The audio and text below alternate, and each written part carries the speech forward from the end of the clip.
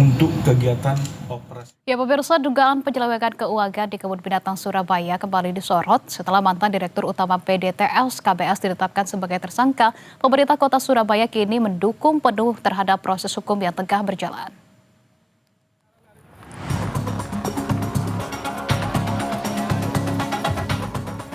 Wali Kota Surabaya Eri Cahyadi menyatakan mendukung sepenuhnya penanganan dugaan korupsi pengelolaan keuangan perusahaan daerah Taman Satwa Kebun Binatang Surabaya yang ditangani Kejaksaan Tinggi Jawa Timur. Dukungan ini disampaikan setelah penyidik menetapkan mantan Direktur Utama PDTS KBS periode 2016 hingga 2024 Khairul Anwar sebagai tersangka. Menurut Eri, dugaan penyelewengan sebenarnya sudah lama menjadi kecurigaan pemerintah kota hingga akhirnya dilakukan audit oleh tim independen berdasarkan rekomendasi BPK. Hasil audit itulah yang menjadi dasar untuk menelusuri dugaan penyimpangan keuangan di tubuh KBS. Pakai sampaikan sing salah yo seleh.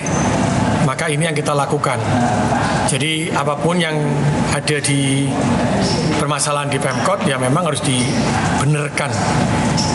Seperti yang data yang ada di KBS bahwa ada 8 miliar ketika ada di dalam kas laporan tapi tidak ada uangnya mulai zaman Bu Risma sampai dengan ini kita buka semuanya sehingga Eri juga mengungkapkan dari hasil pemeriksaan ditemukan selisih dana yang semula diperkirakan sekitar 8 miliar rupiah.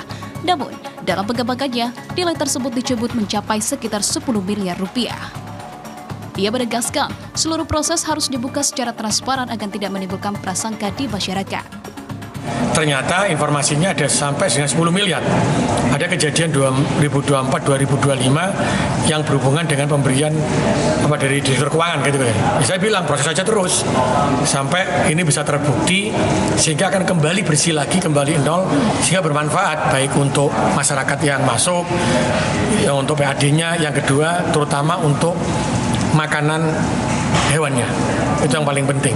Jadi hewannya sehat, terus juga pakannya juga terpenuhi, kesejahteraan pegawai di KBS juga terpenuhi. Itu yang Pemerintah Kota Surabaya berharap penyidikan dapat dituntaskan.